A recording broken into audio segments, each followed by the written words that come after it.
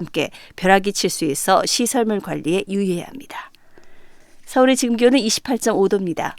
아나운서 임수민이었습니다. KBS 1라디오 6시 뉴스를 마칩니다. 6시 5분입니다. KBS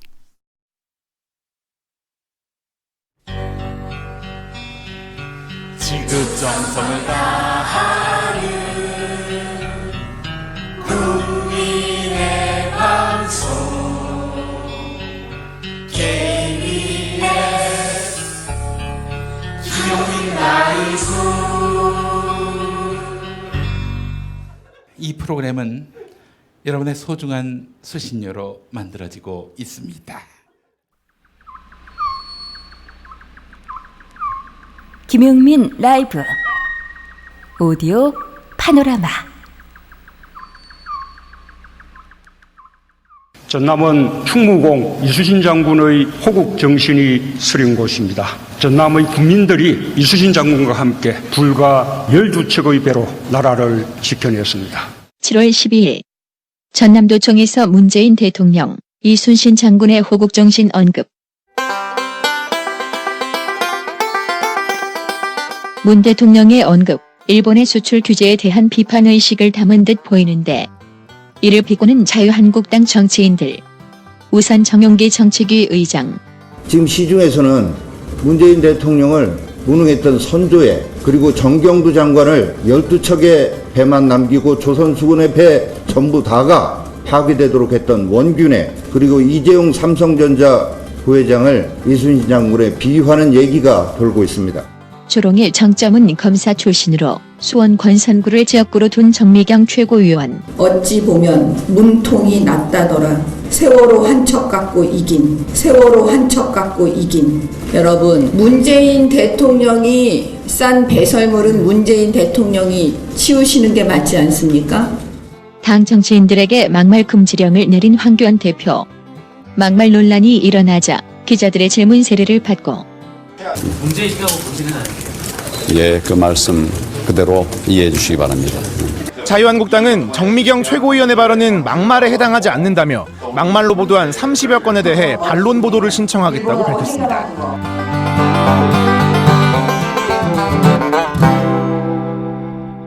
그러나 논란은 일파만파. 정치의 품격을 떨어뜨리고 세월호 가족을 욕보인 막말. 도대체 정미경 최고위원은 정치를 왜 하는 것일까? 그가 작년 9월 16일 예수세계교회에서 했던 신앙간증. 검사를 그만두고 국회의원이 될 때 어떤 일이 벌어지냐면, 그 당시 한나라당의 권선구에 국회의원 공천을 받겠다고 신청한 분이 한 10명 정도였던 것 같아요. 근데 그때까지 저는 나타나지도 않았었어요. 이미 그 수원에는 계속 오랫동안 그 국회의원을 했던 분이 자기 사람을 이미 거기다 심어놨어요. 그래서 그 A라는 남자가 이미 될 거를 다 알고 있었어요. 대부분은. 그러면 저와 그 A를 놓고 합의를 봤어요. 여론조사를 해서 돌려서 1등 하는 사람이 가져가는 걸로 하는 거예요. 근데 그 A라는 사람은 수원에서 도의원을 몇 번 한 사람이래요. 그러니까 인지도가 있는 사람이죠, 수원에서는. 그죠? 근데 둘이 돌려봤자 어차피 그 A라는 남자가 될 거라고 남들이 다 그랬어요. 근데 아무튼 여론조사는 돌아갔는데 결론은 제가 이겨요. 그래서 왜 이겼을까? 이상하잖아요. 검사 정미경을 누가 알아요? 그런데 어떤 일이 벌어졌냐면, 그 10명 신청자 중에 여자가 한 명 있었대요. 저 말고. 저 등장하기 전에. 어떤 여자가 한 명 있었는데 그 여자가 수원 권선구에다가 명함을 잔뜩 뿌린 거예요, 여러분. 근데 공교롭게도 그 여자 이름이 미경이었어요. 그래서 이제 제가 이제 공천을 받고 명함을 만들어서 이제 후보자가 된 거예요. 한나라당 이제 후보자가 된 거예요. 그럼 이제 나갔을 거 아니에요. 선거운동 하러.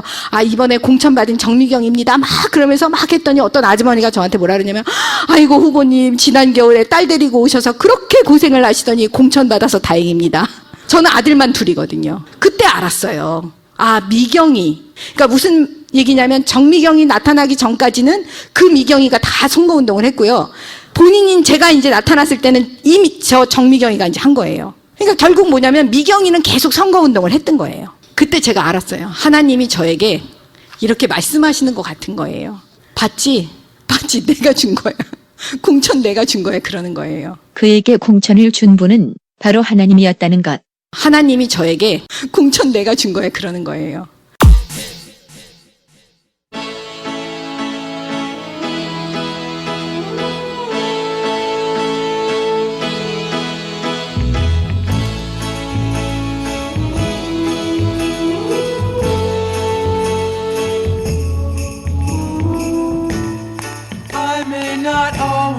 love you. But long as there are stars above you, you never need to doubt it. I'll make you so sure about it.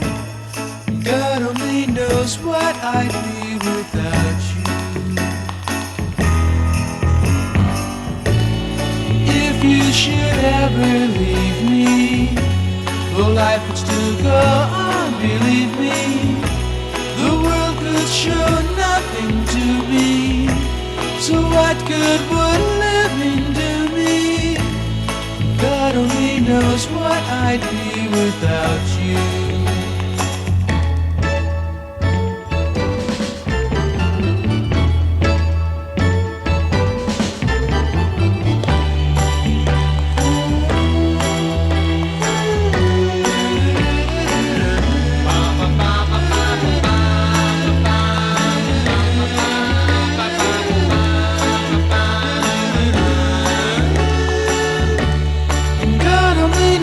What I'd be without you. If you should ever leave me, the life would still go on, believe me. The world could show nothing to me, so what good would living do me? God only knows what I'd be without you. And God only knows what I'd be without you. God only knows what I'd be without. God only knows what I'd be without. God only knows what I'd be without. God only knows what I'd be without. God only knows what I'd be without. God only knows what I'd be without. God only knows what I'd be without. God only knows what I'd be without. God only knows what I'd be without. 김용민 라이브는 오디오 파노라마로 시작했습니다. 비치보이스의 God Only Knows 오늘 첫 곡이었어요. 자, 기상특보 알려드리겠습니다. 전라북도 전주시 지역에 호우경보가 발표됐습니다. 안전에 유의하시기 바라겠습니다. 자, 오늘 피자 세트 받으실 분 김용민 라이브 보내주시는 1716번째 당첨자 탄생이 임박했습니다. 샵 9730 짧은 문자 50원, 긴 문자 100원, 그리고 KBS 콩, 네, 콩으로 보내시면 무료고요. 네, 1716번째 당첨자가 이제 곧 나올 것 같습니다. 김용민 라이브 붙여서 지금 보내주시기 바라겠습니다. 팟캐스트 방송도 저희가 매일 올리고 있는데요. 놓친 방송, 다시 듣고 싶은 방송 팟캐스트에서 즐겨주시기 바라겠습니다. 특별히 김용민 라이브 생방송 현장 영상으로도 보실 수 있는데요. 유튜브 KBS 1라디오 계정으로 즐겨주시기 바라겠습니다.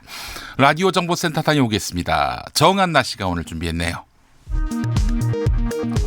청와대는 일본의 수출 규제 조치에 대한 대책을 논의하기 위해 오는 18일 문재인 대통령과 여야 5당 대표 간 청와대 회동이 성사된 것과 관련해 초당적 협력을 하기로 한 데 대해 환영한다는 입장을 밝혔습니다. 더불어민주당과 청와대는 오늘 일본 경제보복 대응을 위한 당청 연석회의를 열고 관련 대책을 논의하고 있습니다.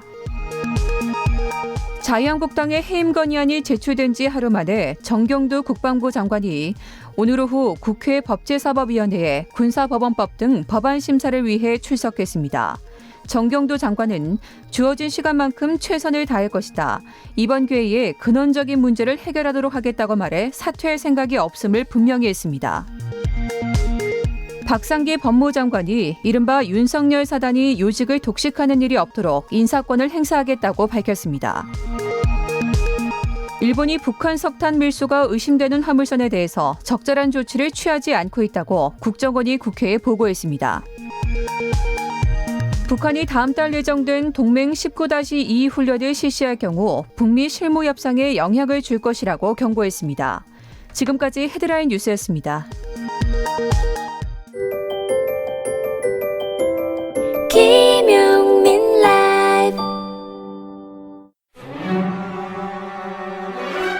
세상을 보는 눈을 밝히리. 하루에 한 가지 깨달음.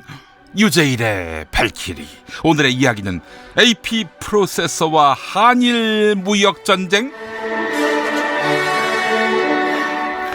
정치평론가 유재일 씨 어서 오십시오. 안녕하십니까, 유재일입니다. 네, 유재일 평론가, 정치평론가인데 네. 정두원 전 의원 스스로 목숨을 끊었다 이런 보도 네. 어떻게 보셨어요? 일단 착잡하죠.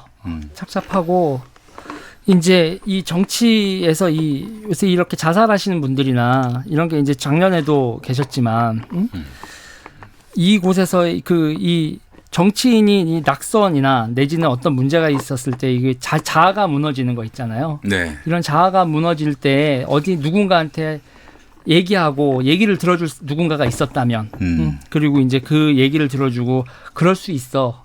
누군가 한마디만 해줬어도 너한테만 일어나는 일이고 누구한테나 일어날 수 있는 위로의 한마디를 듣기가 자기를 그렇게 또 얘기를 하기가 그렇게 어려웠을까 이런 안타까움이 있죠. 저는 뭐 누구의 이야기를 하는 것이 아니고요. 어느 누군가를 특정해서 하는 얘기가 아니라 우리나라에서 정치를 하려면은 검투사가 돼야 해요. 그렇죠. 끝까지 강해야 하고요. 네. 절대 약한 모습 보이면 안 되고요. 네. 이 현실이 너무나 좀 비탄합니다. 예. 네. 그리고 사람의 인격을 아주 바다 끝까지 끌고 내려가는 게 또 정치 현실이니까. 네. 그러고 보니까 2012년에도 아주 제대로 겪으셨잖아요. 네. 제가요? 네. 무슨 얘기를 하시나 모르겠네. 예. 알겠습니다. 정두원 전 의원의 참 안타까운 이런 이야기. 참 보수와 진보를 넘나들면서 합리적인 그런 메시지를 많이 냈던 분인데 참 너무 안타깝습니다. 예, 뭐 자세한 이 사건 관련 경위는 보도를 통해서 저희가 접하겠습니다만은 그분을 다시 볼 수 없다는 것이 또 안타깝네요. 예, 알겠습니다. 자, 오늘 우선 퀴즈 내면서 시작할까요? 퀴즈요. 일단은 우리나라 대표 기업이죠. 네. 띵띵정자, 띵띵생명, 띵띵카드, 띵띵바이오로직스. 그래요. 이렇게 되면 이제 우리나라 무슨 기업인지 거의 답이 나왔죠? 네.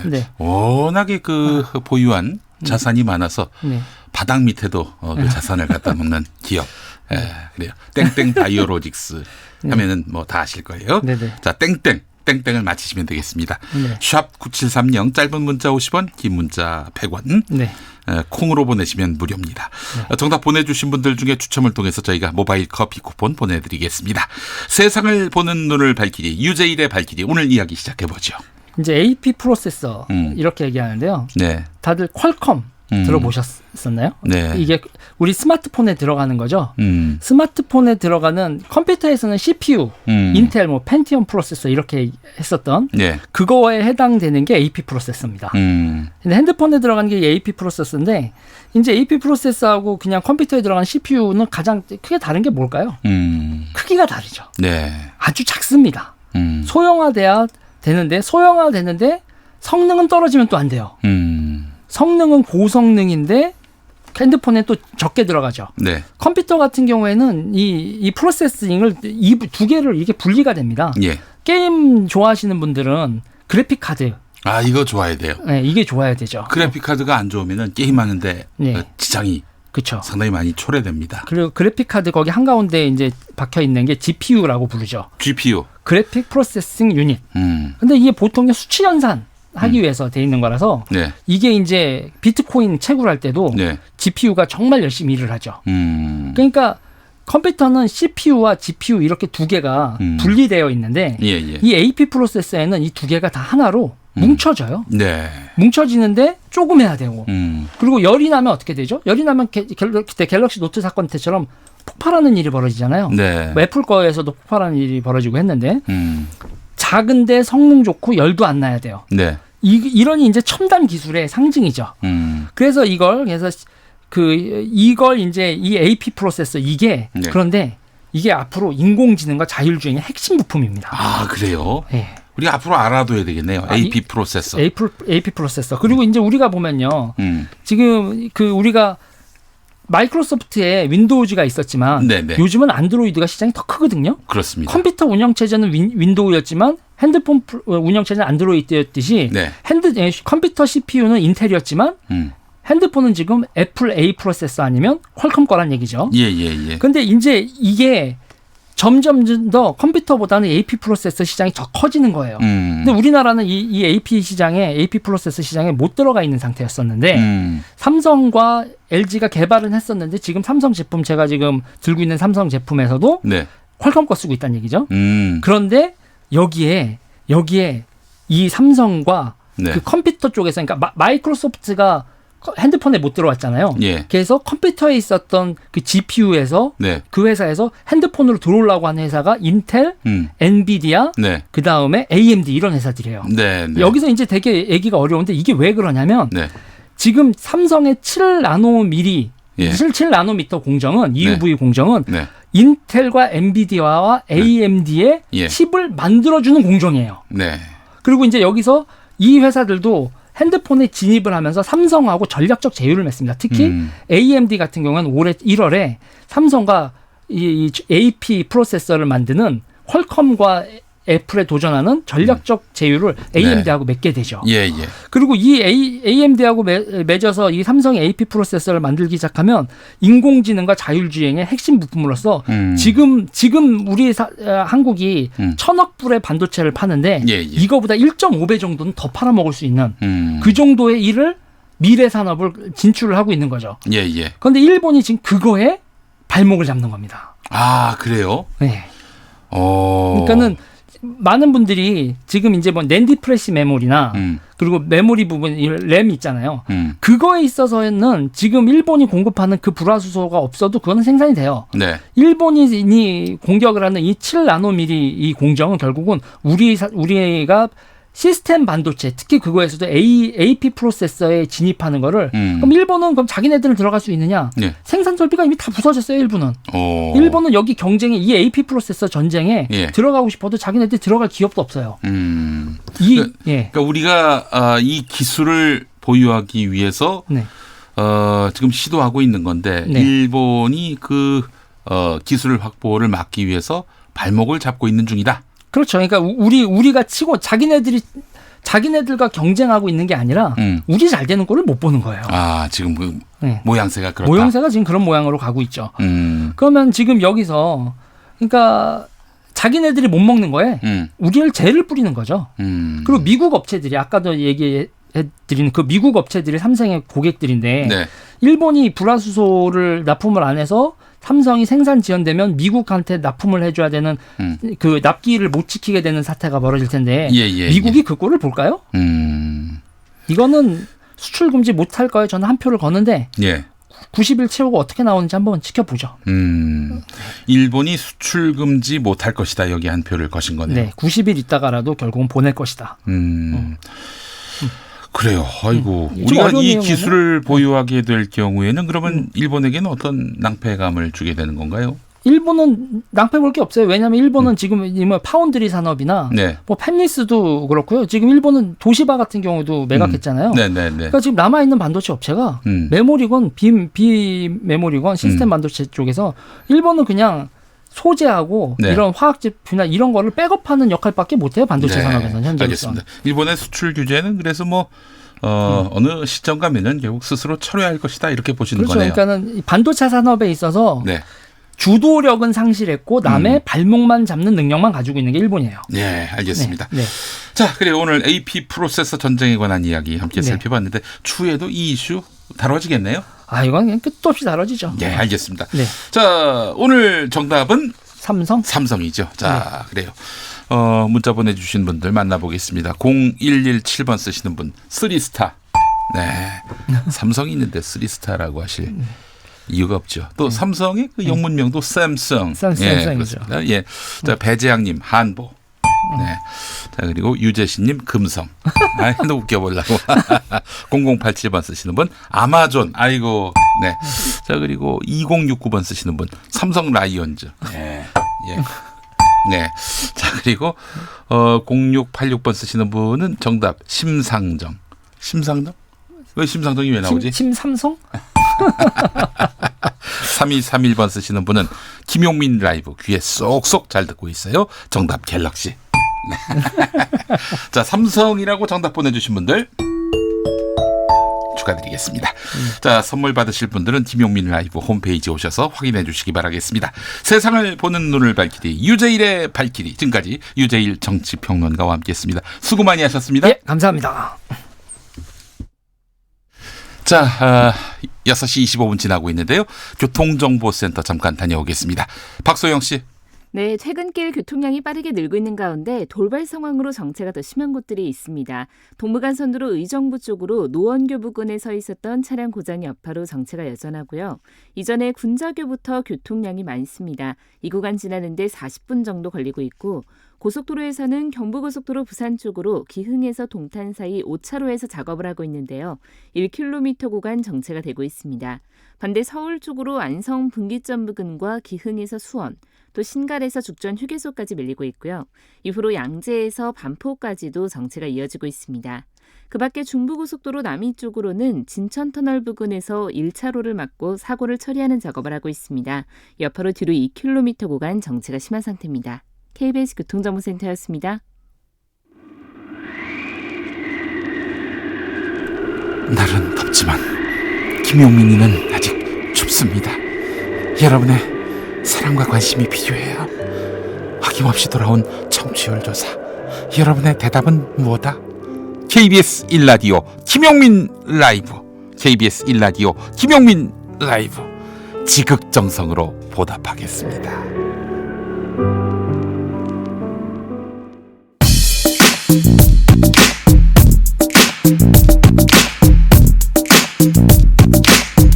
쏙 인터뷰. 귀에 쏙 맘에 쏙 쏙쏙쏙 인터뷰 시간입니다. 어제 경찰이 고령 운전자 조건부 면허 제도를 검토하고 있다 이렇게 밝혔습니다. 앞으로 일정한 운동 능력 평가를 거쳐서 고령 운전자들의 운전 시간과 장소 등을 제한하겠다는 것인데요. 자, 그렇다면은 대안 제시도 필요하겠죠. 관련해서 우리나라 도로교통 안전을 책임지고 있는 공공기관 도로교통공단의 윤종기 이사장과 함께 교통안전 이야기 나눠보겠습니다. 윤종기 이사장님 어서 오십시오. 안녕하십니까? 네, 반갑습니다. 윤종기 이사장님. 자, 애청자분들께 인사 한번 해주시죠. 예, 안녕하십니까? 김용민 라이브 애청자 여러분 반갑습니다. 네. 도로교통공단 이사장 윤종기입니다. 네. 특히 우리 예. 김 교수님 만나서 반갑습니다. 예, 이사장님. 이 평소 이제 사석에서 한번 뵌 적이 있었는데, 말씀이 정말 재밌으세요. 예, 그래서 제가 한번 꼭 모셔야겠다 해서 초대를 했습니다. 경찰 공무원으로 쭉 그동안 공직에 복무하셨고, 네. 2013년에 충북지방경찰청장, 그리고 2014년에 인천지방경찰청장, 네. 그리고 2018년부터 제15대 도로교통공단 이사장을 맡고 계시죠. 네, 그렇습니다. 네, 그래요. 최근에 그 고령 운전자에 의한 대형 교통사고가 잇따르고 있습니다. 네. 사회적 우려가 커지고 있는데 현행법은 나이가 뭐 어떻더라도 일단 그 운전면허를 네. 취득하면은 본인이 포기하기 전까지는 계속 그 면허를 유지할 수 있는 거죠. 그렇습니다. 네. 근데 지난 5월에 보니까 양산 통도사 인근에서 70대 운전자가 몰던 승용차가 보행자에게 돌진하면서 13명의 사상자가 발생했고 6월에도 부산 해운대에서 70대 운전기사, 택시운전기사가 차량과 충돌한 뒤 상가로 뛰어드는 아찔한 사고가 있었는데 고령자 교통사고 증가량 굉장히 걱정할 만한 수준이라고 이야기 들었습니다. 네, 그렇습니다. 참 안타까운 일입니다. 네. 저희들 그 도로교통공단 그 어떤 집계한 결과를 보면은 네. 만 65세 이상 고령 운전자 사고는 2014년만 해도 네. 2만 2천여 건에 불과했습니다. 그런데 이게 15년에는 2만 3천 건, 그리고 2016년은 2만 4,400여 건. 네. 2017년에는 2만 6천 건이 넘었었습니다. 예. 그리고 지난해만 해도 3만 건이 넘어서 꾸준히 지금 증가하고 있습니다. 예, 아이고 증가 폭이 점점 늘어나고 있어요. 특히 최근 5년간 전체 교통사고 사망자 수는 20%가 줄어들었어요. 네네네. 근데 65세 이상 고령 운전자 사망 사고는 40%나 지속적으로 늘어나고 있어서 굉장히 그 대책 마련이 시급한 어떤 상황입니다. 네, 그 고령 운전자를 되게 그 65세 이상 네, 운전자로 이제 분류를 하는데 고령 운전자 가운데서도 이 연령대별로 차이가 있습니까? 많습니다. 무엇보다 저희들이 이제 통계를 보면은 연령별로 보더라도 65세부터 69세는 그 교통사고 증가율이 7.8%입니다. 그러나 70이 넘어가지고 70에서 74세는 5.8%가 늘어납니다. 네. 또 75세부터 79세까지는 14.3%까지 예, 거의 한 배 이상이 늘어나고 있고요. 네. 또 80세 이상은 18.5%로 급등하고 있습니다. 네. 앞으로 고령 인구가 계속 증가할 텐데 이 사고의 증가율은 또 비례해서 커지고 많아질 것 같습니다. 어떻습니까? 그렇습니다. 이게 분명히 그러한 점도 있습니다. 그러나 꼭 그것이 전체 고령 인구가 늘어난다고 해서 반드시 사고가 늘어난 것은 아닙니다. 실제 운전면허를 갖고 계신 분들 보면은 65세 이상 고령자 수가 5년 전에는 전년 2014년에는 182만 명입니다. 그런데 지난해는 213만 명으로 5년 만에 9만 명이나 좀 증가했습니다. 그래서 그래요? 그런 숫자가 늘어남에 따라서 사고가 늘어난 것은 사실인데 근데 이게 중요한 점은 고령 운전자 1만 명당 사고 건수와 사망자 수가 다른 연령대에 비해서 굉장히 높다는 것입니다. 아무래도. 예. 그래서 65세 이상 고령 운전자는 1만 명당 사고 발생 건수가 110명입니다. 근데 20대는 56명입니다. 반도 안 됩니다. 그렇군요. 30대는 50명. 그 비교해 보면 2배 이상 높은 것입니다. 65세 이상은 110명, 20대는 56명. 아이고, 아주 뭐 극명한 차이가 나네요. 특히 그 1만 명당 우리가 특히 이렇게 교통사고랑 사망자 수를 1만 명당으로 이렇게 많이 우리가 따지는데 65세는 3.1명입니다. 그에 비해서 우리가 20대, 30대, 40대는 0.8명으로 4배 이상 가까웠습니다. 확실히 그 고령 운전자들의 교통사고 빈도가 높다. 이렇게 봐야 마땅할 것 같습니다. 그렇습니다. 미모지존 읍수님 저희 방송 청취자분이신데 고령 운전자 조건부 면허 70대 후반인 저희 엄마는 스스로 예전 같지 않다고 느끼시던데요. 순발력이 확실히 떨어졌다고요. 그래서 이제 운전 안 하십니다라고 이렇게 문자를 보내셨습니다. 아무래도 어르신들이 연세가 들수록 몸이 예전 같지 않다는 말씀 많이 하시는데 미모지전 읍수님도 그런 말씀하셨고요. 신체 기능이 떨어져서 그렇습니까? 어떻습니까? 이게 그렇게 나이를 들면은 그 인지 능력 내지는 운동 능력은 이게 떨어지는 건 자연적인 현상입니다. 그렇군요. 자, 그런 점에서 고령 운전자의 운전면허 자진 반납을 유도하는 캠페인도 지금 도로교통공단에서 벌이고 있는 것으로 알고 있습니다. 그렇습니다. 나다나는님 지금 또 문자 보내셨는데 시골에서는 어른들 운전 안 할 수가 없어서 80대 할머니들도 트럭을 몰고 다니신다고 하는데 이 이야기는 또 잠시 후에 하도록 하고요. 교통공단에서 그래서 자진 반납을 유도하는 캠페인을 벌이시는데 어떻게 뭐 인센티브가 있어야 되는 거 아니겠습니까? 맞습니다. 가장 중요한 게 방금 우리 댓글 좀 보내주신 분도 이야기했지만은 우리 어르신네들이 이동권을 뺏길 수가 있습니다. 그렇죠.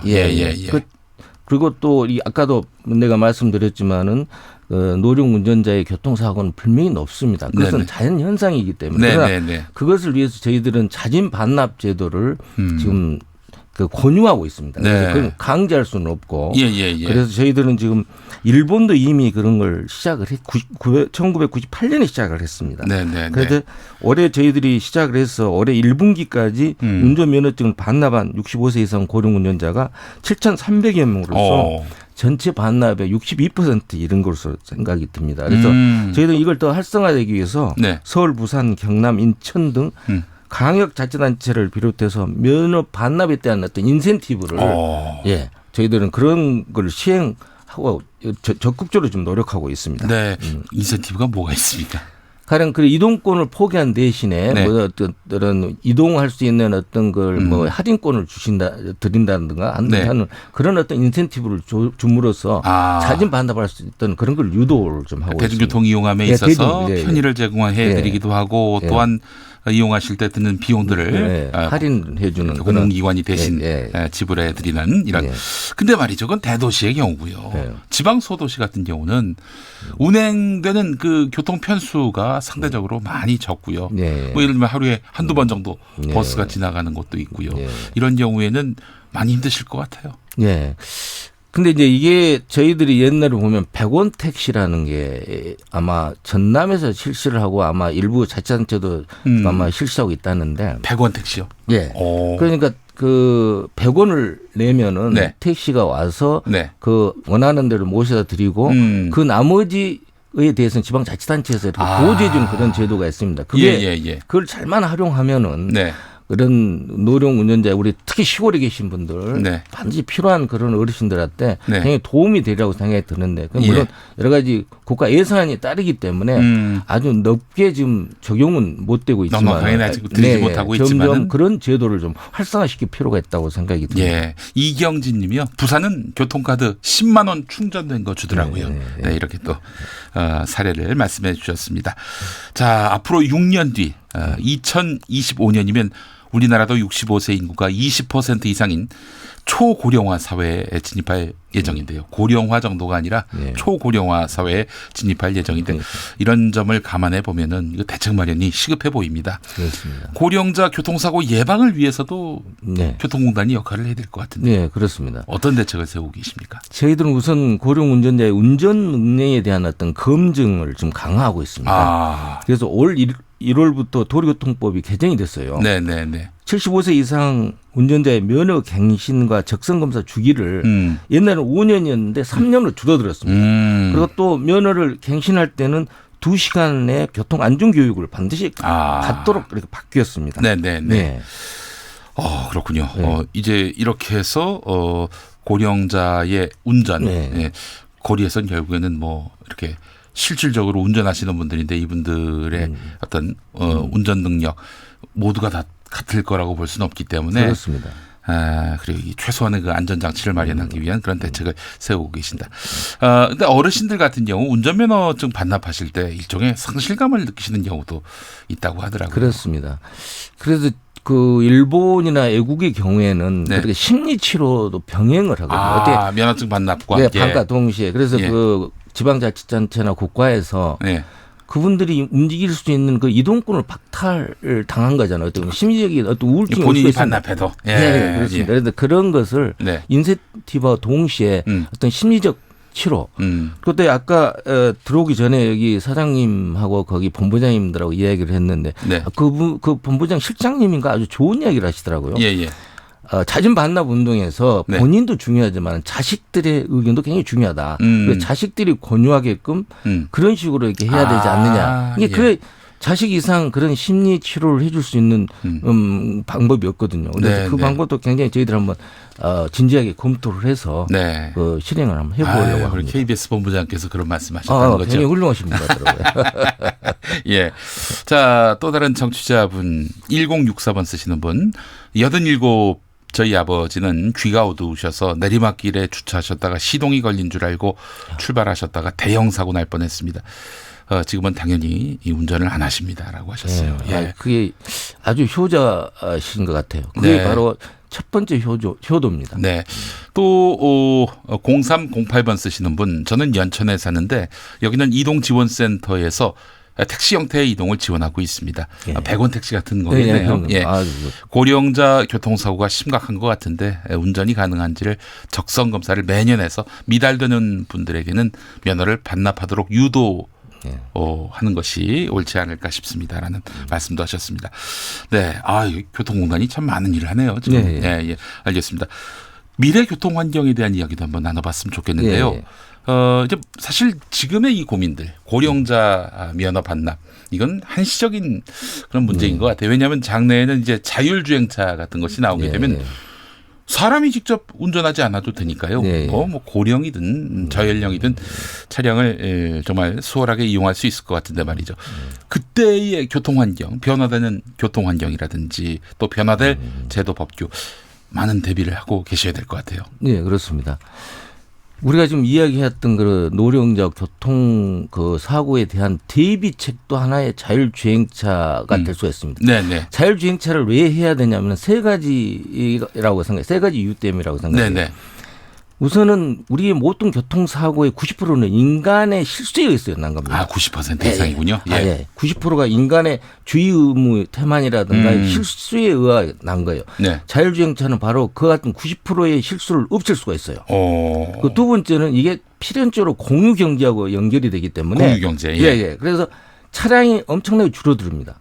왜냐하면은 옛날 같은 경우는 출근해야지 차를 주차장에 딱 세워놓고 거기서 끝나고 퇴근할 때 오는데 그건 다시 보내고 다른 필요한 사람이 또 쓰고 그렇죠. 그럼 주차장이 필요 없죠. 그렇죠. 그럼 경제적으로도 좋고 환경적으로도 굉장히 이게 향상이 되게 돼 있습니다. 그렇게 되면 또 하나 또 생각할 수 있는 것이 부동산 가격도 맞습니다. 큰 영향을 받을 것 같아요. 굳이 뭐 그 직장하고 가까운 곳을 택하지 않아도 또 차량이 이렇게 또 자율주행으로 데려다 준다면은 뭐 굳이 뭐 집을 어디다 얻든지 간에 큰 그 변수는 안 될 것 같아요. 그럼요. 그 어떤 주차장을 녹색 그 어떤 어린이 놀이터라든가 아니면 녹색 단지로 만들면은 환경에 굉장히 도움이 되는 거고.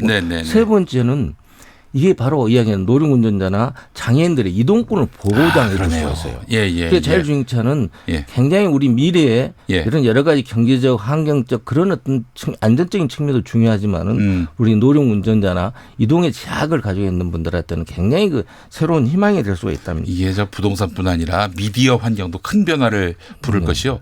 사실 사람 손이 이렇게 더 이상 운전대에 가지 않으니까 차 안에서 영화 보면서 텔레비전 보면서 이렇게 독서하면서 또 밥도 먹으면서 이렇게 차량을 이용할 수 있지 않을까 싶고요. 예, 알겠습니다. 그런데 말이죠. 이사장님, 만약에 기계가 오작동을 벌인다. 이거 어떡합니까 그러면? 그래서 저희들이 연구하는 게 바로 이 자율주행차가 정말 과연 현장에 있어서 정확하게 도로에서 안전하게 갈 수 있는가를 검증할 수 있는 그런 테스트 단지를 지금 우리가 구축하려고 하고 있습니다. 지금 어떻게 보면은 우리가 차량을 구입해서 운전을 하기 위해서는 면허 시험장에 가서 일정하게 주행이라든가 그 기능 시험을 보듯이 또 우리가 또 필기 시험을 봐서 그 자동차의 구조라든가 안전에 대한 어떤 걸 공부를 하듯이 자율주행차도 분명히 자율주행차의 구조 그리고 또 사고가 났을 때 어떻게 대처해야 되는 거 그리고 나름대로 제 2차 사고를 방지하는 그런 교육 그런 시험 그리고 또 어떤 도심이라든가 이런 데를 제대로 주행할 수 있는 안전적으로 주행할 수 있는가를 검증할 수 있는 그런 라이선스 면허 제도를 우리가 고민하고 있고 그걸 준비를 하고 있습니다. 예, 알겠습니다. 네, 이사장님, 이렇게 되면은 자율주행차 시대가 오게 되면은 교통경찰분들은 일자리를 잃게 되지 않습니까? 범칙금을 뗄 일이 없을 거 아니에요. 우리가 이제 AI 시대, 소위 말하는 AI의 어떤 그 인공지능의 시대에 되면은 많은 직업이 없어지리라고 생각이 됩니다. 그러나 또 그 반면에 거기에 다른 또 직업이 생기게 돼 있습니다. 그렇죠. 이게 저희들이 지금 연구하고 있는 법제도 중에 자율주행차의 경우도 어떻게 가장 인간을 이해하고 인간을 존재하고 인간의 통제하에 있어야 된다는 게 그게 기본적인 베이스입니다. 아무리 기가 마음대로 한다 하더라도. 그래서 그걸 판단하는 것은 반드시 교통경찰은 필요하다고 생각이 듭니다. 그렇군요. 그걸 전체적으로 평가하고 하는 것은 뭐 기계가 하겠지만 거기에 대해서 여러 가지 델리케이트한 게 아주 세밀한 것까지는 인간을 따라가지 잘 수가 없기 때문에. 그렇죠. 전체 통제를 하지 않으면은 기계에게 다 맡길 수만은 없는 거니까요. 그래서 교통경찰은 필요하고 어떻게 보면 더 많이 필요할 그런 이유도 됩니다. 네, 교통공단도 할 일이 많겠어요. 더 많아지죠. 알겠습니다. 자, 윤종기 사장님 이제 마무리하면서 인사 한 말씀 해주시고 인사 나눌까요? 네. 정말 이 도로상의 어떤 안전이라는 것은 가장 중요한 건 양보와 배려입니다. 그것은 자기 자신과 가족을 위한 것이기도 했습니다. 먼저 양보하시고 또 배려한다면 교통사고가 없는 아주 좋은 사회가 되지 않을까 이런 생각이 듭니다. 알겠습니다. 자, 도로교통공단의 윤종기 사장과 함께 말씀 나눠봤습니다. 오늘 시간 내주셔서 감사합니다. 감사합니다. 네.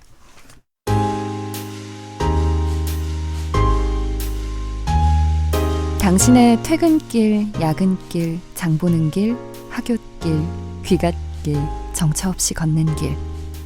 그 모든 길에 함께합니다. 똑똑해지는 시사라디오 김용민 라이브.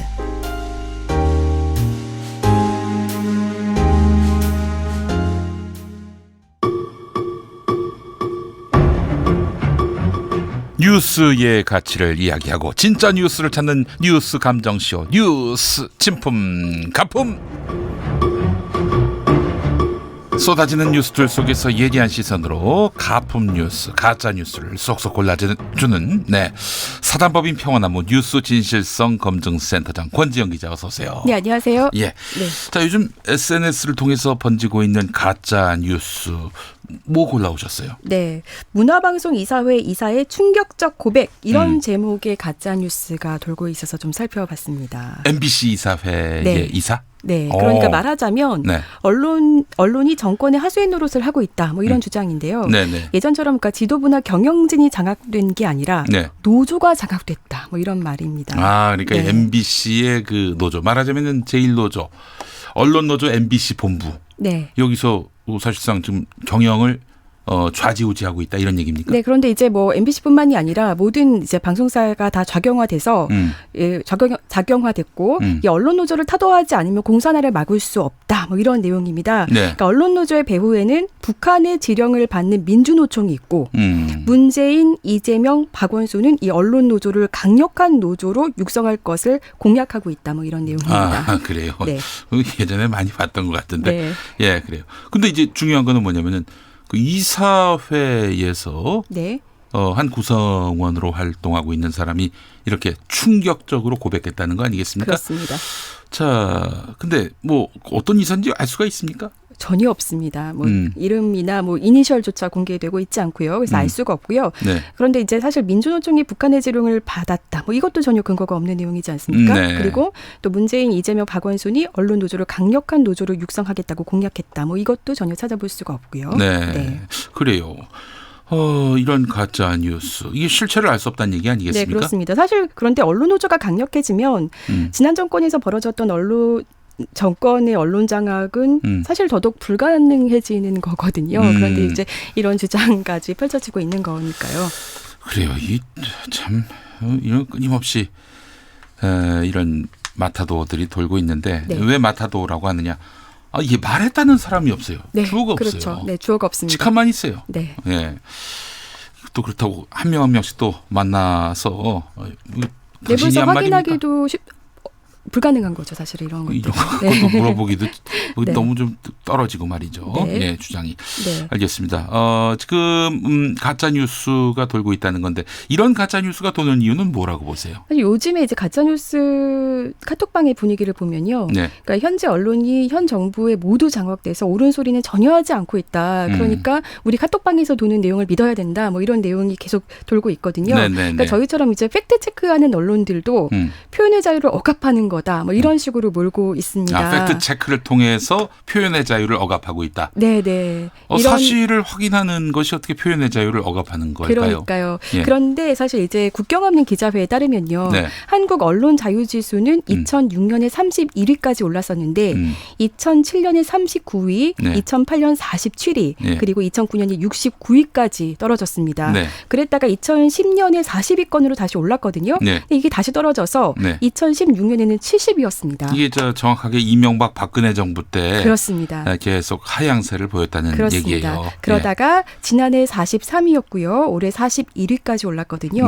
아시아에서는 1위를 기록했습니다. 언론 자유 지수, 마음대로 이야기할 수 있는 그런 자유 지수를 말하는 것이 바로 언론 자유 지수인데 아시아에서 1위다. 그런데 이제 언론 노조가 다 장악됐다. 이거는 사실 터무니없는 근거 없는 비방이라고 할 수 있겠죠. 이런 뭐 자유 지수만 보더라도 좀 쏙 납득이 안 되는 그런 주장들입니다.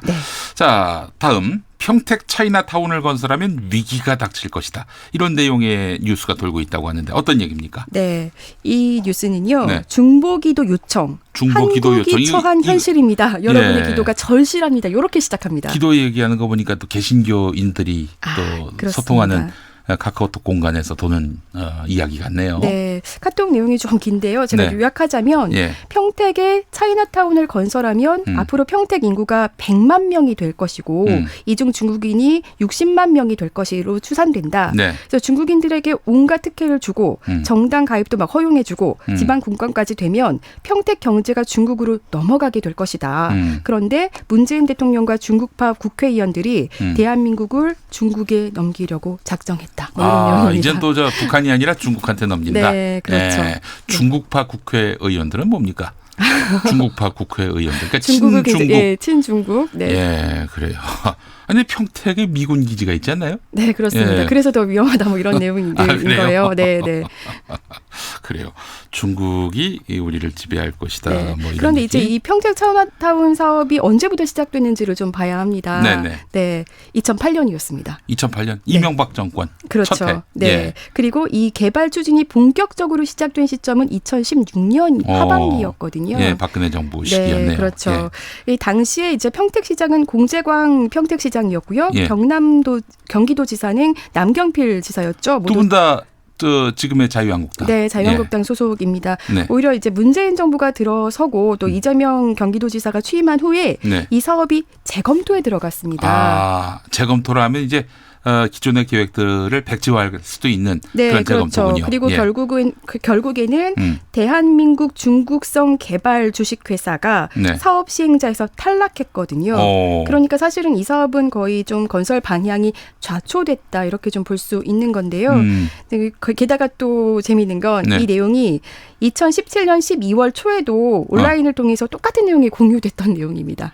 가짜 뉴스라는 게 확인됐는데 네. 그럼에도 불구하고 다시 이렇게 번지는 이유가 뭐죠? 뭐 계속해서 가짜라도 계속 얘기하면 또 믿고 할 거라는 어떤 그런 프레임을 계속 씌우는 거겠죠. 그렇죠. 네. 이제 사실 괴베스가 네. 한 번 하면 안 믿고 네. 두 번 하면 의심하고 세 세 번 번 하면 얘기하면 이제 믿는다. 믿는다. 네. 이 원리를 지금 그 토대로 해서 계속 이 여론 공작을 벌이고 있는 게 아닌가. 누가 하는 여론 공작일지도 매우 궁금하고요. 이런 비슷한 사례의 가짜 뉴스가 또 있다고요? 네, 그렇습니다. 지난해 1월 청와대 정원까지 올라왔던 가짜 뉴스인데요. 네. 최근에 또 돌고 있더라고요. 저에게 이제 받은 분들이 제보를 주셔서 또 알게 됐는데 네네. 예수님과 제자들을 동성애자로 조롱하는 코퍼스 크리스티라는 제목의 영화가 개봉한다. 그러니까 우리가 이것을 막아야 한다. 뭐 이런 내용의 가짜 뉴스입니다. 네. 그런데 이게 사실은 팩트 체크가 이것도 된 거였습니다. 네. 온라인에 퍼지고 있는 이 메시지는 미국에서 돌고 있는 유언비어의 번역본이었다는 거죠. 유언비어, 네. 번역된 유언비어. 네, 이제 가짜 뉴스를 조금 이렇게 진위를 확인해주는 1인 누리집 thatnonsense.com이라는 곳이 있는데요. 네. 여기서 이미 2017년 5월에 예수를 동성애자로 묘사한 코퍼스 크리스티라는 영화가 개봉될 예정이라고요라는 네. 제목의 글을 올렸습니다. 예, 그리고 예. 여기서 밝힌 바에 따르면 코퍼스 크리스티라는 그 연극이 있었고요. 네. 1998년판이고요. 네. 그리고 2012년에 다큐멘터리가 있었지만 이 메시지에서 설명하는 것과는 전혀 다른 내용이라는 거예요. 동성애와 유관한 게 아니다. 그렇죠. 예. 게다가 이 작년에 영화 개봉을 하려다가 이제 막힌 거면 네. 올해 다시 개봉한다. 이러면 엄청나게 이제 뉴스가 쏟아져야 하는데 예. 어디서도 관련 뉴스는 찾아볼 수가 없고요. 네. 지금 7월 중순이잖아요. 그런데 영화에 대한 홍보 기사도 제가 좀 찾아봤는데 전혀 찾아볼 수가 없었습니다. 네. 그래요. 6월에서 8월 사이에 개봉할 예정이라고 그러는데 네. 예, 알겠습니다. 지금 현재 개봉을 알 수 있는 정황이 없다. 네. 예, 알겠습니다. 자, 평화나무 뉴스 진실성 검증센터장 권지영 기자와 함께하고 있는데요.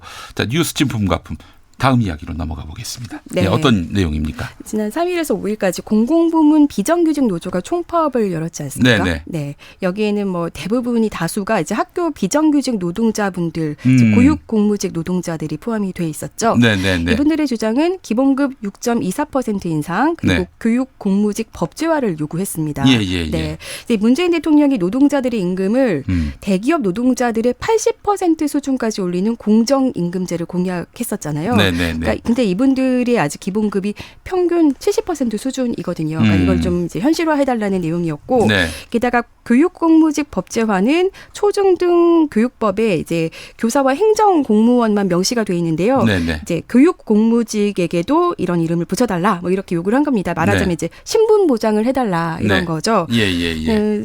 이 교육공무직 그 분들이 학교 내에서 알게 모르게 차별을 굉장히 많이 받거든요. 네네네. 그러니까 이제 학교 비정규직 노동자의 어떤 이런 투쟁은 사실 2012년부터 계속 있어 왔는데요. 여기에는 사실은 이렇게 오랫동안 투쟁을 하는 데는 어떤 구조적인 문제가 있다고 봐야 하잖아요. 그 학교 비정규직 노동자분들 직접 취재하신 적이 있으시다고요? 네, 제가 2012년, 13년에도 계속 했었고 네. 한참 좀 못하다가 이분들이 계속 투쟁을 하시는 거예요. 네, 안 네, 끝나더라고요. 그래서 작년에도 계속해서 들여다봤었는데 되는데요. 네. 제가 작년에 취재했던 급식 노동자분의 경우는 네. 한 사례를 좀 말씀드리면 네. 아침 7시 30분에 출근해서 2시가 다 돼야 이제 남들 다 먹고. 네, 점심을 다 먹을 수 먹고. 있었다고 하고요. 예. 이분이 사실 보통 이제 급식 노동자라고 하면 네. 보통 그냥 아이들 밥만 해준다고 생각하잖아요. 네. 근데 이제 뜨겁게 달궈진 속과 사이를 넘나들면서 이분이 후드 청소도 해야 됐고 네. 미끄러운 바닥에서 물통이나 플라스틱 의자를 밟고 아유 막 고기 하듯이 천장 청소도 했었고요. 네. 이런 일을 하다가 2011년에는 2차례나 사고를 당했습니다. 어이구, 예. 처음에는 화상 사고였고요. 네. 두 번째는 야채 절단기에 손가락이 절단되는 사고였는데요. 세상에. 이때도 누구도 이제 119를 불러주지 않아서 혼자 병원에 가셨다는 거죠. 네. 게다가 이제 비정규직이니까 산재 처리도 안 됐고요. 이런. 네, 이런 일들이 사실 비일비재했었고요. 뭐 비정규직 정규직 전환이 정부 방침이긴 했지만. 네. 사실상 살펴보면 이때 무더기 해고바람이 또 불었거든요. 게다가 네. 이때 제가 말씀드린 사례는 아주 일부분에 불과하고 학교 현장에서 이제 비정규직 노동자들의 얘기를 하나하나 들어보면 그 어려움들이 상당히 많았습니다. 그런데 네. 사실 언론의 보도는 대부분 이런 어려움에는 사실 초점이 전혀 맞춰져 있지 않고 이제 어떤 노조나 어떤 노동자들을 조금 부정적으로 예. 부정적으로 몰아가는 면이 굉장히 좀 많았죠. 예컨대. 네. 예를 들자면 뭐 TV조선 같은 경우는 2,800곳 급식 중단, 점심은 빵 도시락. 네. 그리고 5만 명 모레부터 전면 파업, 급식 대란. 네. 뭐 이런 대란이라는 말을 썼고요. 네. 채널A 같은 경우도 2,800개 학교 급식 차질, 차라리 요리 수업 뭐 이런 식으로 이렇게 부정적으로 몰아가는 보도들이 많았습니다. 그리고 이제 보수 성향의 학부모 단체 발언만 내보내든가 네. 이렇게 정부 공약 때문에 파업이 일어났다 이런 식으로 이제 보도되는 것들이 사실은 많았죠. 네. 함께 잘 살자 이런 얘기인데. 네. 예, 참 그 이야기를 너무 야박하게. 네. 예. 그러니까 뭐 하루 이틀 투쟁한 게 아니라 이렇게까지 오랫동안 투쟁을 벌였을 때는 그 과정이라든지 그 이유를 조금 더 면밀히 살펴볼 필요가 있는데 네. 좀 언론이 조금 더 뭐 대란 이런 용어를 써가면서 네. 좀 노동자들의 투쟁에 대해서는 계속해서 부정적인 면만 부각한 면이 없지 않아 있어 보입니다. 급식 노동자뿐입니까? 네. 안타깝습니다. 자, 권지연 센터장과 함께했습니다. 말씀 잘 들었습니다. 네, 감사합니다. 네, 1716번째 피자 당첨자는 723-1620번 쓰시는 분입니다. 축하드립니다. 전 내일 5시 5분에 돌아오겠습니다.